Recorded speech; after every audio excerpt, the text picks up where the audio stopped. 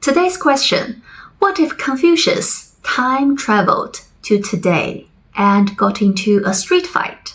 Would he just quote philosophy or throw hands? So history says he'd probably win. Hi, welcome to Offbeat Mandarin. I'm Leo. Let's unpack the wild truth about China's most misunderstood sage. The Rock of Ancient China. Forget the frail old teacher from your textbooks. The records of the grand historian says Confucius stood 6'1", which is around 1.86 meters. A giant in 500 BC China, where average men were barely 5'3". Imagine Jason Momoa lecturing about ethics. But height wasn't his only superpower. The book, 吕氏春秋, claims he could lift city gate bars weighing 400 pounds. To compare, Xiang Yu, China's legendary warrior king, only lifted 350-pound cauldrons. So, yeah, Confucius was the original strongman philosopher. How a gangster became his star student. Meet Zulu, Confucius' most badass disciple. Before joining Team Confucius, this guy was ancient China's ultimate troublemaker. Think rooster feather hats, boarskin swords, and daily street brawls. One day, Zulu challenged Confucius to a fight. Did the sage talk him down? Maybe. But here's the tea. Historical records don't say who won, but Zulu immediately became his loyal student.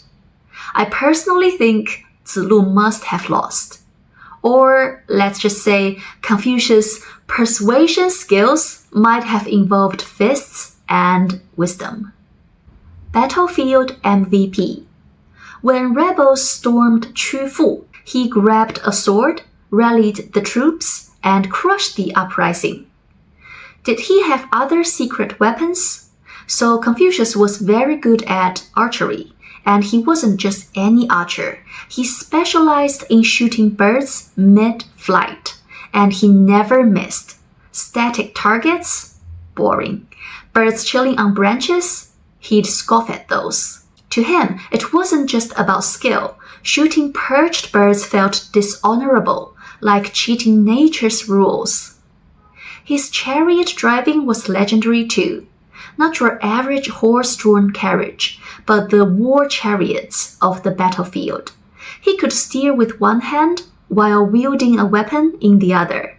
Even at 63, he still raced his chariot at full speed, personally showing his students how it's done.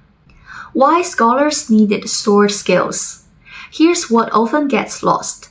During the Warring States era, imagine Game of Thrones. Scholars were part-time warriors. Confucius taught the 6 arts. They are rites, music, math, calligraphy for cultural, and archery, chariot driving for combat. As he put it in the Analects, repay injustice with justice. The translation is, be polite until you're not. The real Confucius versus textbook stereotypes. After Confucius died, later dynasties turned him into a peaceful mascot for bureaucracy. But let's be real, Confucius' warrior side wasn't some personality quirk. It was survival mode. This was the messy Warring States period, a time when there's endless wars. Every scholar worth their ink had to double as a swordsman. You think you could have traveled through war-torn kingdoms giving lectures without leveling up your combat skills? No way. So now it's easier to understand how Confucius could still preach in that situation. It was simple.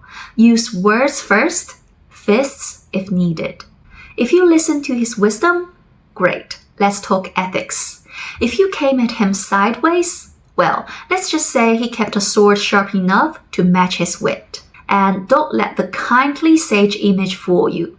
He lived by repay injustice with justice and kindness with kindness. Holding grudges wasn't his style. If you crossed him, he'd settle it on the spot.